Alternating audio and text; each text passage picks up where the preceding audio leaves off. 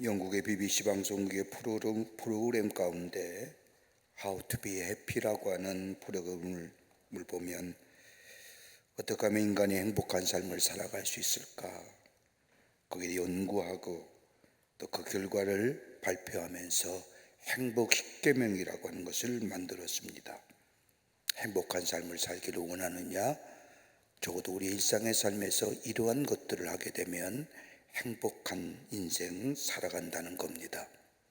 그 10가지 가운데 하나가 운동하라는 겁니다. 하루에 한 번씩 운동하되 적어도 일주일에 3번은 운동하라. 그러면 행복해질 거다. 두 번째는 좋았던 일을 떠올리라는 겁니다. 하루를 마무리하는 시간에 좋았던 것 기억만 하고 나쁜 일을 생각하지 말라는 겁니다. 적어도 하루를 마치면서 5가지의 좋았던 일을 생각해 보라는 겁니다. 세 번째는 대화를 나누라는 겁니다. 마음의 문을 열고 적어도 일주일에 1시간만이라도 누가 마음을 열고 얘기하게 할 수 있다고 하면 행복한 인생이라는 겁니다. 네 번째는 식물을 가꾸라는 겁니다. 식물을 가꾸면서 화초와 이야기를 해보라는 겁니다. 그러면 그 속에서 신비로운 경험을 하게 될 거라는 겁니다. 5번째는 TV 시청을 반으로 줄여라는 겁니다. 지금 보는 것보다 반으로 줄이라는 겁니다. 그러면 행복해질 거라는 겁니다. 6번째는 미소를 짓고 살아라는 겁니다. 적어도 하루에 한 번쯤은 내가 만나는 사람이 아니라 낯선 사람에게 웃으며 미소를 지어보라는 겁니다. 혹 미친 것 아니야 라는 소리 들어도 다른 사람을 향하여 미소를 날리는 삶, 행복해질 거라는 겁니다. 7번째는 친구에게 전화하기입니다. 하루에 한 번이라도 친구들과 전화통화하라는 겁니다. 8번째는 하루에 한 번쯤은 큰 소리로 웃어보라는 겁니다. 빙그레 웃는 것 말고, 더구나 다른 사람을 향하여 비웃지 말고 자신을 향하여 크게 소리내어 웃어보라는 겁니다. 그러면 내 몸이 행복을 알아듣고 행복해 가질 만큼 큰 소리가 나올 거라는 겁니다. 9번째, 자신에게 선물하라는 겁니다. 조그만 손수건이라도 내가 내 자신에게 선물하며 칭찬해 보라는 겁니다. 10번째, 누구에게 친절을 베풀라는 겁니다. 그러면 행복이 우리 안에 찾아올 것이라는 겁니다. 특별한 것 없습니다. 평범한 일상 속에서 누리는 행복입니다. 여러분, 행복과 쾌락은 다릅니다. 쾌락이라는 것은 자연적으로 도취된 기분을 말하는 것인데, 의학적으로 말하면 신경 전달 물질인 도파민이 음식물과 약물을 통하여 우리의 육체를 자극하면서 우리의 뇌에 분비됨으로 인하여 기분 좋아지는 것, 이게 쾌락입니다. 순간적인 겁니다. 사라집니다. 근데 그 다음이 문제입니다. 이런 쾌락을 즐겼을 경우에 더 큰 쾌락을 목말라 한다는 겁니다. 욕구가 상승작용을 일으켜 더 큰 자극적인 것을 구하게 된다는 겁니다. 상승되는 욕망에 충족이 되지 않으면 실망에 빠지게 되고 이것이 나중에는 극단적인 선택을 만들게 된다는 겁니다. 쾌락은 육체로부터 와서 정신의 세계로 나아갑니다. 그런 행복이라는 것은 심령에서부터 정신세계로, 그리고 정신세계에서 육체로 나아갑니다. 내가 맛있는 음식을 먹어서 혀가 즐겁고 기분이 좋았습니다. 영원합니까? 아니지요. 일시적이고 순간적인 겁니다. 그러나 내 마음 깊은 곳에서 사랑을 느끼면서부터 행복이 솟아오릅니다. 이 행복이 우리의 삶에 역동성을 가져다 줍니다. 이것이 바로 행복이라는 겁니다. 오늘 성경의 말씀은 내면의 깊은 곳에서 사랑을 느끼게 한 품격 있는 한 그리스도인의 삶들을 우리에게 소개해 주고 있습니다. 사도 바울과 실라가 2차 전도 여정 가운데 데살로니가에서 복음을 전합니다. 비록 짧은 시간이었지만 성령의 도우심을 통하여 놀라운 부흥의 역사를 경험하게 됩니다. 그러나 예수 그리스도의 십자가의 죽으심과 부활을 증거할 때에 이를 부인하던 유대의 사람들이 사악한 사람들을 데리고 와 데살로니가를 소동케 하며 바울과 실라를 죽이려 하자 바울과 실라가 간신히 데살로니가 성을 도망쳐 나와 베레아로 건너갑니다. 마음이 쇠잔하여 지칠 대로 지쳐있던 바울에게 하나님은 새로운 용기와 더불어 기쁨을 주시는데 그건 다름 아닌 베레아 사람들이었습니다. 사도행전 17장 11절의 말씀을 보면 베레아 사람들에 대하여 이렇게 성경은 말합니다. 베레아 사람은 데살로니가에 있는 사람들보다 더 너그러워서 간절한 마음으로 말씀을 받고 이것이 그런가 하여 날마다 성경을 상고함으로라고 하는 베레아 사람들의 모습을 증언해 주고 있습니다. 베레아 사람들에 대하여 바울은 한마디로 너그러운 사람이라고 말합니다. 영어 성경에는 너그러워서라고 하는 구절을 더 고상한 성품을 가졌다고 표현하고 있습니다. 너그럽다는 말은 교양과 상식이 있는 사람들을 말합니다. 사회적으로 높고 고귀한 신분을 지칭하는 것은 아닙니다. 성품을 얘기합니다. 내면의 성품, 편견이 없고 순수한 마음을 가리켜 너그럽다 말하는 겁니다. 데살로니가에서 큰 어려움을 당한 바울과 실라는 구원의 기쁜 소식을 저 복음을 받아들이지 못하고 복음에 대하여 대항하는 데살로니가 사람들의 모습을 보면서 실망과 좌절에 힘이 빠졌던 이 바울 그리고 실라, 그런데 베레아 사람들을 보면서 새로운 힘을 얻었다는 겁니다. 요즘 우리 가운데 많이 쓰는 단어가 있다고 한다면 품격이라는 단어입니다. 사람이 품격이 있어야지, 품격이라는 이야기를 많이 하는데 품격이라는 단어의 뜻은 그 사람의 타고난 성품과 됨됨이라 이야기할 수 있습니다. 이 시대를 살고 있는 그리스도인들의 삶, 아무도 많은 사람들은 그리스도인들의 참된 모습을 찾고 있는지도 모릅니다. 닮을 수 있는 인격, 배울 수 있는 삶의 모습들, 그러기에 세상의 사람들은 교회와 성도들 향하여 수없이 많은 말들을 가지고 이런저런 이야기를 합니다. 이렇게 이야기하면 다름이 아닌 자신들과의 다른 삶의 모습을 우리 가운데 찾고 원하기 때문이라 할 것입니다. 세속적이며 물질 중심주의며 탈종교화 시대에 사는 저들, 그럼에도 불구하고 채워지지 않은 영혼의 갈증을 채우기 위해서 헤매지만은 여전히 공허함 가운데 살아가 있는 저 세상의 사람들, 그러기에 저들은 우리 안에 예수 그리스도 안에 사는 우리를 향하여 다른 삶의 모습을 찾아보고 보여주길 원하기 때문에 이런저런 이야기를 한다 할 것입니다. 그리스도인의 됨됨이의 모습, 저 사악한 무리들, 아니 실망과 좌절과 절망 가운데 낙심한 저들에게 위로와 용기를 주고 새로운 소망을 품게 했던 저 베레아 사람들의 삶의 모습이 어떠했는지요.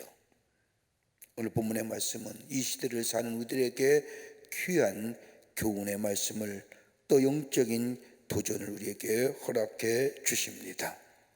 오늘 본문의 말씀을 통하여 함께 말씀을 나누며 은혜 나누기를 원합니다. 첫째는 시선의 변화입니다. 예수 믿는다는 것은 바라보는 것이 달라졌다는 겁니다. 오늘 본문의 말씀을 보면 사도 바울은 베레아 사람들을 향하여 이렇게 말합니다. 데살로니가에 있는 사람보다 더 너그러워서 11절의 말씀에 와서는 간절한 마음으로 말씀을 받고 라고 베레아 사람들에 대하여 설명합니다. 다름 아닌 베레아 사람들은 데살로니가 사람들보다 더 너그러워졌을 뿐만 아니라 하나님의 말씀에 대한 사모함이 저들 가운데 있었다는 겁니다. 여러분, 사람의 됨됨이를 무엇 가지고 평가할 수 있을까요?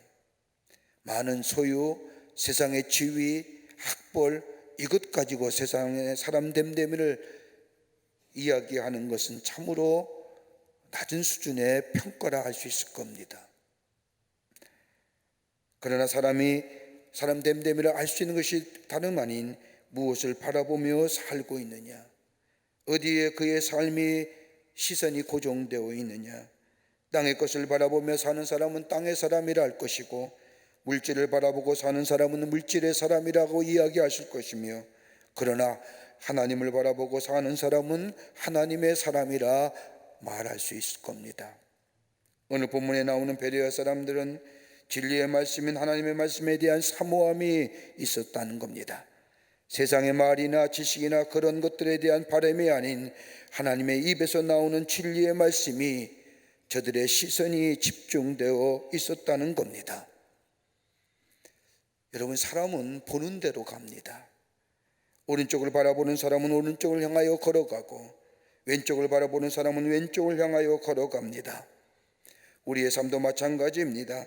믿음으로 바라보고 사는 사람은 믿음으로 걸어가고, 긍정으로 바라보고 가는 사람은 긍정의 삶을 살아갑니다.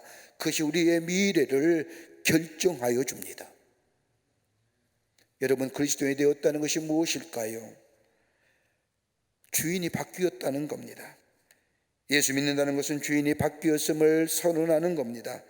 이전에 내 인생의 주인이 나였다고 하면 예수를 구주로 영접한 사람은 예수님을 나의 인생의 주인으로 모시고 사는 삶이 바로 그리스도인의 삶입니다. 진정한 구원은 내 중심, 내 소유에서부터 자유케 되는 것이 바로 예수를 믿는다는 겁니다. 내 모든 것이 그분의 것임을 고백할 때에 우리 안에 진정한 구원이 이루어집니다. 또 하나 있다고 한다면 예수님과 함께 영원히 사는 삶이 바로 그리스도인이 되었다는 겁니다. 많은 그리스도인들이 예수님을 단순히 죄에서 건져주신 구세주로만 알고 있습니다. 죄에 빠져 사망을 향해 가는 우리에게 오셔서 건져주시고 그리고 가버리신 분인 것만 알고 그리고 믿고 있습니다마는 이것은 진정한 구원의 기쁨을 맛보지 못한 사람들의 모습입니다.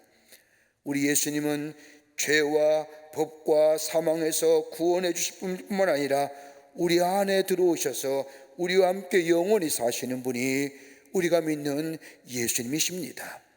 그러게 예수님을 향하여 임마누엘이라 부르는 이유가 여기에 있습니다. 또 하나, 예수를 믿는다는 것은 신령한 것을 사모하며 다가올 미래의 것들을 바라보며 사는 삶이 되었다는 것을 말합니다.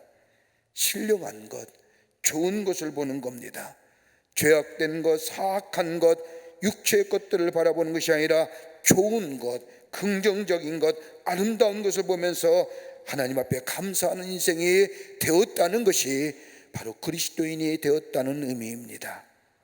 그러기에 골로새 3장 1절의 말씀을 보면 바울은 골로새 교회 성도들에게 편지하기를, 그러므로 너희가 그리스도와 함께 다시 살리심을 받았으면 위의 것을 찾으라.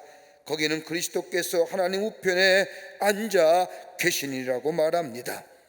땅에 썩어질 것을 바라보고 그것을 위해 사는 인생이 아니라 하늘의 영원한 것을 사모하며 다가올 영광의 미래를 바라보며 아름다운 미래를 바라보는 삶, 이것이 바로 예수 안에 사는 삶이요 구원받은 자의 모습이라는 겁니다.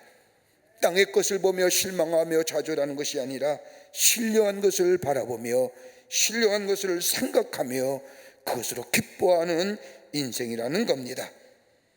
현재를 살되 지금의 삶 속에서 신령한 것을 사모하며 생각하며 사는 인생, 같은 것을 보더라도 좋은 것을 바라봅니다. 같은 것을 보더라도 폐쇄적이고 염세적이고 부정적인 것을 바라보는 것이 아니라 긍정적이고 나은 점을 바라보며 그것을 인하여 기뻐한다는 겁니다. 한 신실한 권사님이 계셨습니다. 권사님은 어린 나이에 시집을 와서 아이를 가졌습니다. 그런데 아이를 가진 지 얼마 안 되어 남편이 그만 세상을 떠나고 말았습니다. 권사님은 유복자로 딸을 낳았습니다. 어린 나이에 혼자 된 이 권사님은 이 딸을 위하여 모든 고생을 혼자 감수하며 땅의 장래를 위해 헌신을 합니다. 덕분에 딸은 대학을 졸업하고 유학을 다녀와 마침내 어느 대학의 교수로 임용되었습니다. 이 권사님은 많이 배우지 못했기에 대학 교수가 된 딸과는 대화가 잘 통하지가 않습니다. 딸이 어려운 일이 있거나 힘든 일이 생기면 권사님에게 찾아와 다 쏟아냅니다. 그럴 때마다 이 권사님은 아무 말 없이 딸의 투정을 다 받아줍니다. 희생과 인고의 세월을 사는 이 권사님, 딸도 나이가 들어 가정을 이루고 어느 정도 안정적인 생활을 하게 되었을 때 어느 날 문득 어머니를 바라보던 딸의 마음에 어머니에 대한 감사의 마음이 생깁니다. 만일 어머님이 아니 계셨더라면 오늘 나라는 존재가 이 세상에 있을 수 있을까 생각하니 어머니의 사랑과 은혜가 너무나 고마워하는 어머니에게 이렇게 말합니다. 엄마가 원하는 것이 있으면 무엇인지 말해보세요. 제가 다 해드릴게요. 이 말 듣는 어머니는 내가 너에게 무엇을 바라겠니? 아무것도 내게는 필요 없단다. 나는 내가 잘 되는 것이 내게 큰 기쁨이야 라고 이야기합니다. 이 말을 들은 딸은 계속해서 어머니에게 무엇이든지 말해보라고 다그칩니다. 딸의 성화에 못 이겨 이 권사님이 입을 떼면서 딸에게 이야기합니다. 얘야, 주일에 교회 가는 것이 쉽지 않구나. 이제 나이가 들어서 걸음 옮기기도 힘이 드는데 나를 교회까지 태우다 주지 않으련 돌아올 때에도 문제가 되니 나와 같이 교회에 가서 예배를 드리자꾸나. 이 말을 들은 딸은 가만히 생각해 보니 어머니와 함께 교회에 나가 예배 드리는 것도 괜찮다 싶어 그렇게 하겠다고 약속을 합니다. 그리고 그 다음 주일 어머니를 모시고 예배에 참석하는 모든 교인들이 환영을 하면서 권사님의 그 간절한 기도가 드디어 이루어지셨다고 하면서 인사를 합니다. 목사님도 광고 시간에 권사님의 딸을 소개하면서 격려와 칭찬을 아끼지 않습니다.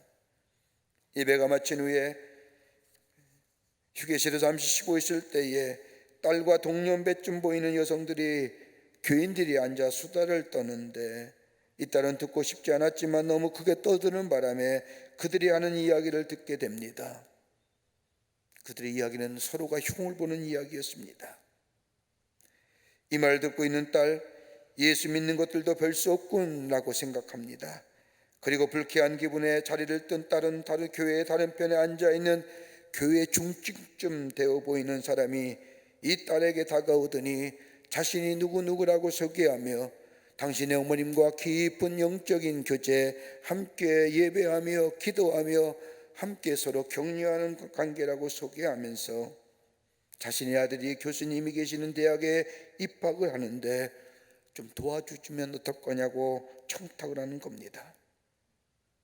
평소에 대학만큼은 공정하게 실력으로 가야 한다고 생각했던 이 딸, 가만히 생각하니 화가 치밀어 오릅니다. 그러나 어머니도 있고 어머니도 함께 속회 예배 드린다는 이야기에 참연상 참았습니다. 그리고 여기도 내가 있을 자리가 아닌가 싶어 자리를 옮겨 다른 한쪽에 앉아 어머니를 기다리는데 옆 사무실에서 싸우는 소리가 들립니다. 무슨 회의를 하는 것 같은데 생각이 어찌나 다른지 심하게 고성이 오고 갑니다. 놀라운 이는 교회에서, 그것도 교회를 의논한 자리에서 세상에서도 들어보지 못한 험악한 말을 오가는 소리를 듣습니다. 참을 수가 없었습니다. 치밀어 오르는 분노를 누르고 어머니를 찾아갔습니다. 그리고 어머니의 손을 잡아 이끌며 이렇게 이야기하는 겁니다. 엄마, 다시는 교회 오지 마.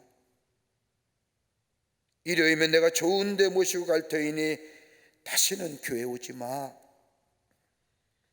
상황이 심각한 것을 깨달으니 권사님은 딸아 왜 그러니? 라고 묻자 이 딸의 어머니 얼굴에 예전과 다르게 단호함이 깃들어 있음을 본 딸은 교회 안에 있었던 일들을 어머니에게 자세히 설명합니다.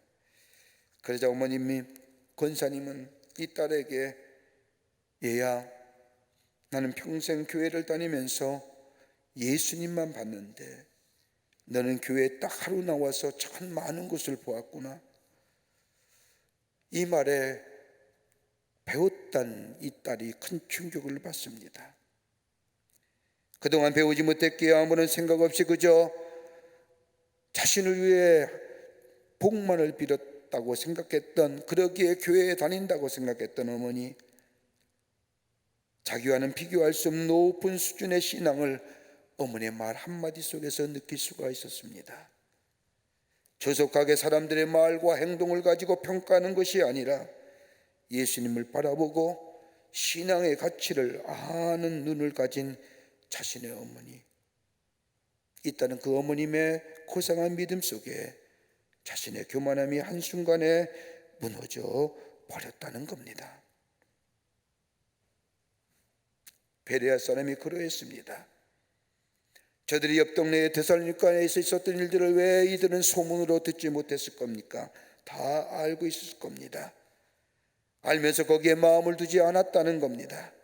그와 반대로 하나님의 말씀 곧 진리에 대한 사모하는 마음, 그러기 하나님의 말씀에 마음이 열려지고 그리고 하나님의 말씀에 수용적인 자세를 가지고 그 말씀에 대하여 진지한 자세로 다가섰던 이 베레아 사람들, 그러기에 바울은 이 베레아 사람들을 향해서 너그러운 사람들, 예, 성경의 버전을 보면 신사적인 그리스도인들, 고상한 품격의 사람들.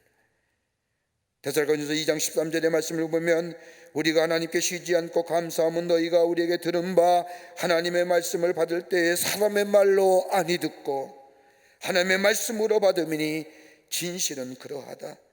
이 말씀이 또한 너희 믿는 자 속에서 역사하니라고 말씀하신 것처럼 사람의 말로 하나님의 말씀을 듣는 것이 아니라 하나님의 말씀을 하나님의 말씀으로 듣고 그 말씀 안에 열려져 있는 자, 바로 이것이 고상한 품격의 그리스도인이요, 저들로 인하여 많은 사람들이 힘과 용기와 격려를 얻는 하나님의 놀라운 역사의 지평을 열어가는 하나님의 사람이 되었던 것을 보게 됩니다.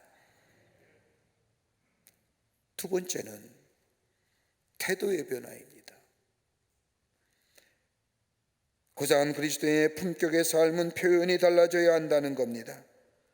오늘 우리가 읽은 본문의 말씀을 보면 데살로니가에서 복음을 전하다가 어려움을 당한 이 바울과 실라, 데살로니가에 거하는 신실한 그리스도인 도움을 받아 베레아로 건너갑니다.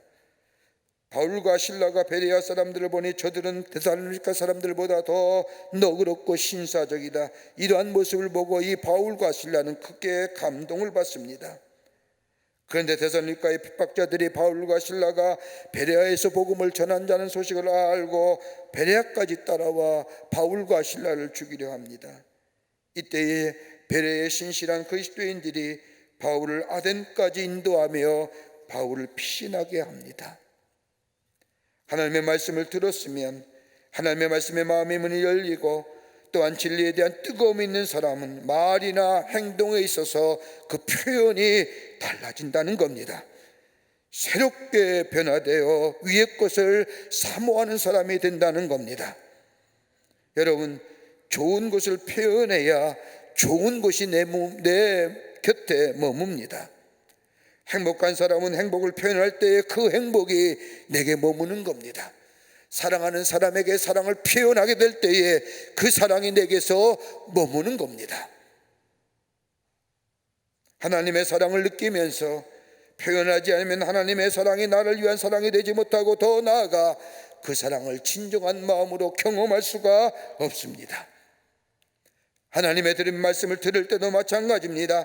좋은 말씀, 귀한 말씀에는 무반응하다가 귀에 거슬리는 말이나 자신의 생각에 맞지 않는다고 싶으면 예민하게 반응하는 사람, 바른 모습의 삶의 모습이 신앙의 모습이 아닙니다. 귀에 거슬리는 말은 내게 주신 하나님의 교훈의 말씀이라고 받아들이며 좋은 말씀, 유익한 말씀은 아멘으로 내가 화답하며 내 것으로 만드는 자 될 때에 그 말씀이 내 삶 속에 역동성을 가져옵니다. 표현해야 됩니다. 드러내야 됩니다. 삶 속에 증거되어야 됩니다. 하나님에 대한 것도 마찬가지입니다. 하나님께서 우리를 사랑하신 것이 너무나 분명한 사실입니다. 우리를 사랑하시기에 예수님을 우리에게 보내주셔서 십자가에 달려 돌아가게 하시기까지 우리를 향한 하나님의 사랑을 증거해 주셨습니다. 그 놀라운 사랑을 받고 있음에도 불구하고 하나님에 대한 우리의 사랑을 고백하기를 꺼려합니다. 아니, 안 하고 삽니다. 예수가 우리의 삶의 주인 되심을 고백하며 사는 인생, 여기에는 인생의 삶의 모습이 달라집니다. 심리학의 이론 가운데 상처 이론이라는 이론이 있습니다.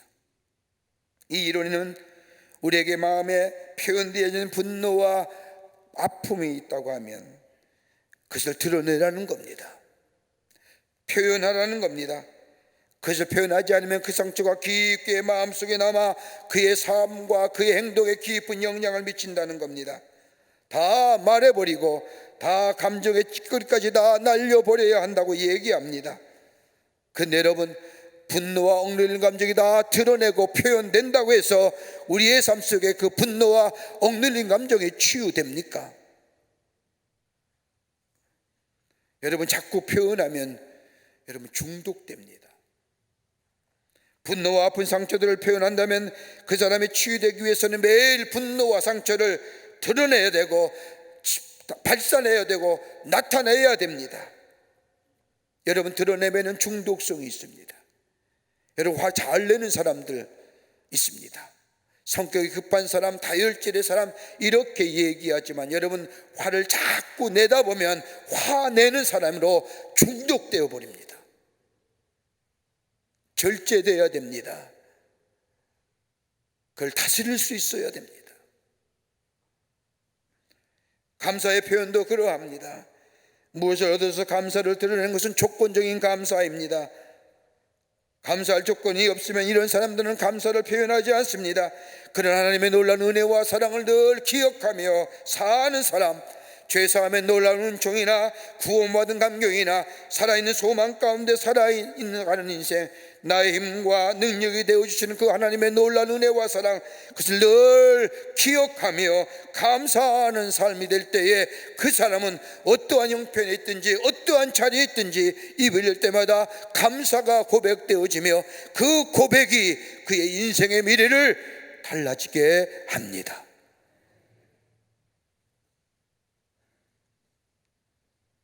거기에 새로운 에너지가 생기는 겁니다.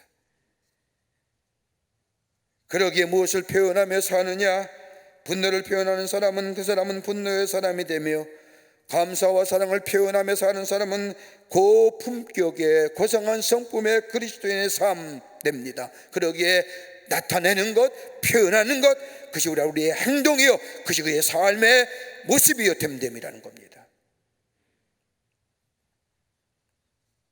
하나님의 구원의 은총을 경험한 사람, 감사와 기쁨이 넘쳐날 뿐만 아니라 그 감사와 감격이 우리의 삶 가운데 표현되며 드러나며 고백되어질 때에 바로 그것이 고상한 품격의 그리스도인이요, 이 세상의 어둠 가운데 이 세상의 빛을 드러내는 삶이요, 하나님의 역사를 내 삶 속에서 증거하는 인생으로 고상한 그리스도인의 삶으로 살아가게 되는 줄 믿습니다.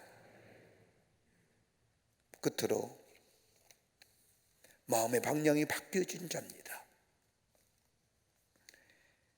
오늘 본문의 말씀을 보면 베레아 사람들을 향하여 바울은 11절 말씀에 간절한 마음으로 말씀을 받고 이것이 그런가 하여 날마다 성경을 상고함으로 라고 말합니다. 마음의 방향이 하나님의 진리의 말씀으로 나아갔다는 겁니다. 여러분, 신앙은요, 방향성입니다. 우리의 믿음이 무엇을 지향하느냐에 따라서 그 믿음의 분량이 달라집니다. 베레아 사람들은 진리의 말씀을 받고 그 말씀이 그런가 하여 날마다 하나님의 말씀을 상고하며, 즉 묵상하고 그 말씀이 나에게 무엇을 말씀하시는가 깊게 생각했다는 겁니다. 말씀을 듣고 수용했다는 겁니다. 수용했다는 것은 그 말씀이 자기의 삶 속의 자양분으로 삼았다는 겁니다. 듣는 것으로 그치는 것이 아니라 매일매일 그 말씀을 내 삶 속에 받아들여 되새김질하여 매일매일 우리의 심령이 새로워짐을 경험하며 그 새로워짐에 경험된 삶을 내 삶 속에 드러내며 살았다는 겁니다. 말씀을 들을 때에 깊게 생각하며 또 생각하여 말씀대로 살기로 결단하며 사는 인생, 거기에 우리의 심령이 새로워지고 우리의 심령이 새로워질 때 우리의 마음이, 우리의 삶의 자세가, 우리의 삶의 태도가, 그리고 궁극적으로 우리의 미래의 삶의 방향이 달라지는 역사를 경험하게 됩니다.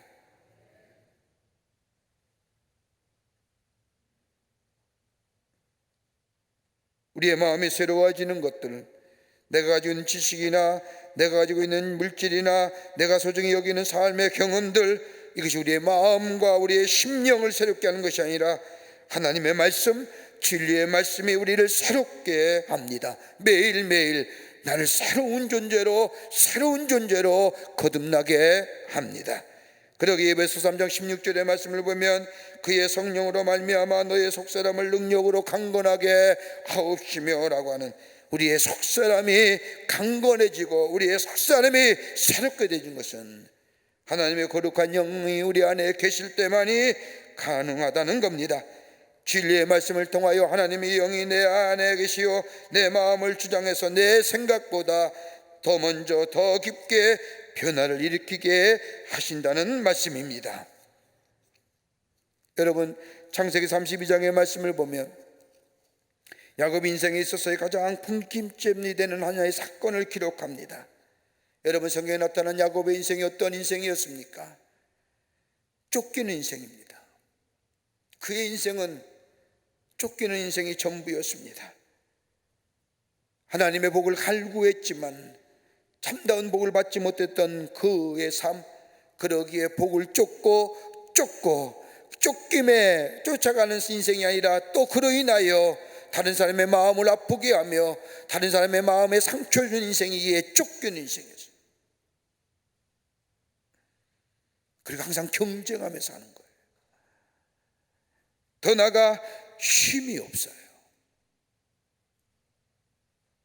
이랬던 야곱이 창세기 32장의 말씀을 보면 다른 사람이 한참 잠자는 시간에 야곱은 홀로 깨어 새벽까지 하나님의 천사와 씨름합니다. 피곤한 인생이지요. 항상 투쟁하고 획득해야 된다고 생각했던 이 야곱, 그러기에 하나님의 천사를 만나서도 무엇인가 내가 얻어야 되며 획득해야 되며, 그러기에 천사의 허리춤을 놓지 않고 내게 복주시지 아니하면 그렇게 외쳤던 야곱입니다.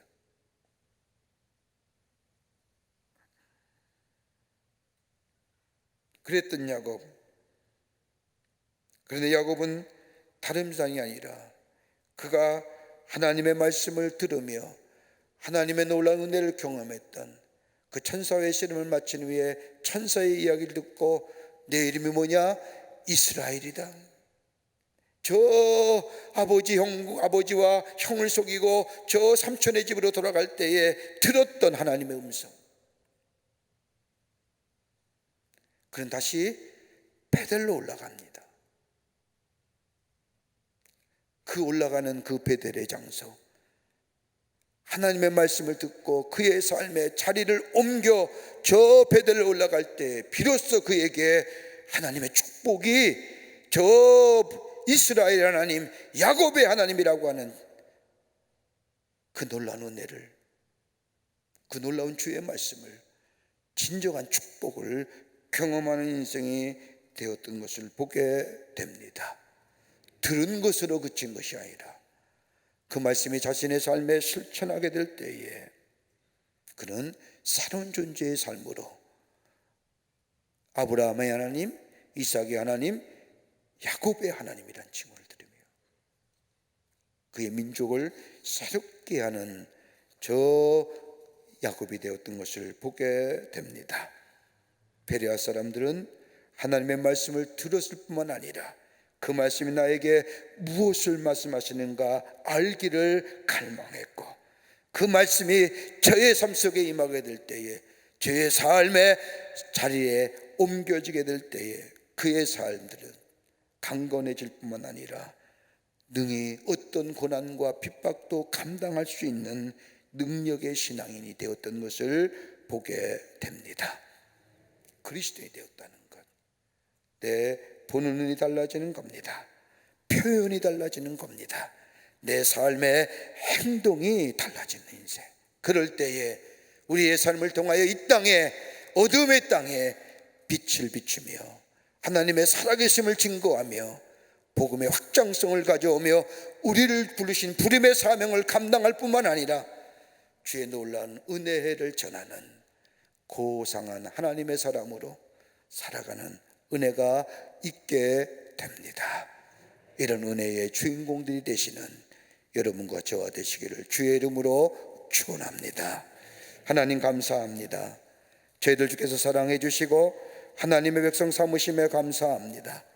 우리에게 구원의 감격이 있고 하나님의 놀라운 은혜와 우리와 함께 하시는 놀라운 임마누엘의 축복이 있음에 그럼에도 불구하고 우리에게는 보는 눈이 변하지 아니하고 삶의 태도도 여전히 같은 삶의 태도, 우리의 삶의 행동의 변화도 없는 우리들의 삶의 모습 하나님 용서하여 주시고 다시금 하나님의 거룩한 영의 임재하에 살아 우리의 보는 곳과 우리의 삶의 태도와 우리의 행동의 새로운 변화를 가져 저 어둠 속에서 생명의 역사를 증거하며 빛을 비추며 하나님의 살아계심을 증거하며 살아가는 저희들의 삶 되게 하여 주시옵소서.